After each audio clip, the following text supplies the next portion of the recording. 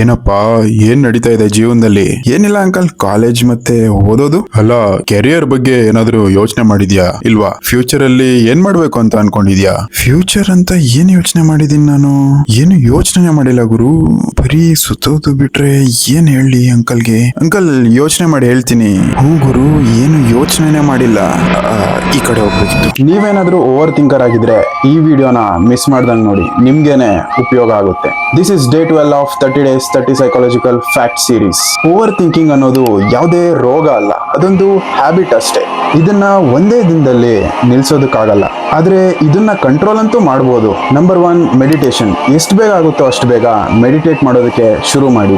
ಇದರಿಂದ ನಿಮ್ಮ ಲೈಫ್ ಕೂಡ ಚೇಂಜ್ ಆಗ್ಬೋದು. ಇದರಿಂದ ನಿಮ್ಗೆ ಪ್ರೆಸೆಂಟ್ ಮೂಮೆಂಟ್ ಅಲ್ಲಿ ಇರೋದಕ್ಕೆ ಹೆಲ್ಪ್ ಮಾಡುತ್ತೆ. ಆಗಿರೋದ್ರ ಮೇಲೆ ಅಥವಾ ಆಗೋದ್ರ ಮೇಲೆ ಮಾಡ್ಕೊಳ್ಳೋ ಟೆನ್ಷನ್ ಕಡಿಮೆ ಆಗುತ್ತೆ. ನಂಬರ್ 2, ಪ್ರಶ್ನೆ ಮಾಡಿ. ಯಾವಾಗ ನೀವು ನೋಟಿಸ್ ಮಾಡ್ತೀರಾ ನೀವು ಯೋಚನೆ ಒಳಗಡೆ ಮುಳುಗೋಗಿದ್ದೀರಾ ಅಂತ, ಆಗ ನಿಮ್ಗೆ ನೀವೇ ಪ್ರಶ್ನೆ ಮಾಡ್ಕೊಳ್ಳಿ. ನಾನೇನಾದ್ರೂ ಈ ಪ್ರಾಬ್ಲಮ್ನ ಸಾಲ್ವ್ ಮಾಡ್ಬೋದಾ? ಇಲ್ಲ ಇದನ್ನ ಎಕ್ಸೆಪ್ಟ್ ಮಾಡ್ಬೇಕಾ? ಇಲ್ಲ ನನಗೆ ಬರೀ ಅನ್ನಿಸ್ತಾ ಇದೆಯಾ ಅಂತ? ಇಲ್ಲ ಇದು ಬರೀ ನನ್ನ ಅಸಂಪ್ಷನ್ನ ಅಂತ? ಇದರಿಂದ ನಮ್ಮ ಬ್ರೈನ್ ಪ್ರಾಬ್ಲಮ್ಗಿಂತ ಸೊಲ್ಯೂಷನ್ ಮೇಲೆ ಫೋಕಸ್ ಮಾಡುತ್ತೆ. Number 3, distractions. ನಿಮ್ಮ ಡೈಲಿ ರೂಟೀನ್ ಅಲ್ಲಿ ಅಟ್ಲೀಸ್ಟ್ 1 ಆಕ್ಟಿವಿಟಿನಾದ್ರೂ ಆಡ್ ಮಾಡ್ಕೊಳ್ಳಿ, ಯಾವ್ದ್ರಿಂದ ನೀವು ಫ್ರೀ ಮತ್ತೆ ಒಂಟಿಯಾಗಿ ಕೂರದೇ ಇರೋ ಹಾಗೆ. For example sport, dance, workout. ಇದರಿಂದ ನಿಮ್ಮ ಬ್ರೈನ್ ಡಿಸ್ಟ್ರಾಕ್ಟ್ ಆಗುತ್ತೆ, ಇದರಿಂದ ನಿಮ್ಗೆ ಮೆಂಟಲ್ ಪೀಸ್ ಕೂಡ ಸಿಗುತ್ತೆ. ನಂಬರ್ 4, ಬರೀರಿ. ನಮ್ಮ ಬ್ರೈನ್ ದಿನ ಎಲ್ಲ 60,000 ರಿಂದ 80,000 ಥಾಟ್ಸ್ ಗಳ ಮಧ್ಯ ಓಡಾಡ್ತಾ ಇರುತ್ತೆ. ಯಾವ ಪ್ರಾಬ್ಲಮ್ ನಿಮ್ಗೆ ತಲೆ ಕೆಡಿಸ್ತಾ ಇರುತ್ತೆ ಆ ಪ್ರಾಬ್ಲಮ್ನ ಬರೀರಿ.